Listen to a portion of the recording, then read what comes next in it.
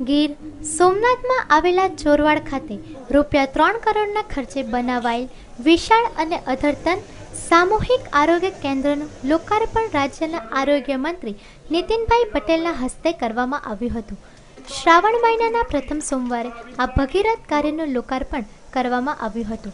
ગીર સોમનાથ સહિત આજુબાજુના તેમજ અંતરિયાળ વિસ્તારોમાં રહેતા ગરીબ લોકો માટે છેલ્લા કેટલાક સમયથી આકાર લઈ રહેલા આ પ્રકલ્પને લોકો માટે ખુલ્લું મૂકવામાં આવતા સમગ્ર પંથકમાં ખુશીની લાગણી ફેલાઈ છે।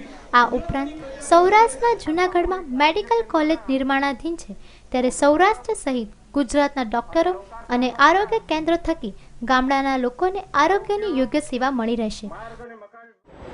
આજે શ્રાવણ મહિનાના પહેલા સોમવારે ભગવાન સોમનાથના સાનિધ્યમાં ચોરવાડ ખાતે રાજ્ય સરકારના આરોગ્ય વિભાગ દ્વારા ₹3 કરોડના ખર્ચે નિર્મિત થયેલ સામૂહિક આરોગ્ય કેન્દ્રનું ઉદ્ઘાટન કરવા આ રીતે ગુજરાત અને રાજ્યમાં અને સમગ્ર સૌરાષ્ટ્રમાં આરોગ્ય વિભાગ દ્વારા પ્રજાને વધુ સારી સેવાઓ આરોગ્ય વિષયક અને સ્વાસ્થ્ય વિષયક મળે એ માટેની વધુને વધુ નેટવર્ક અમે વધારે જઈએ છીએ।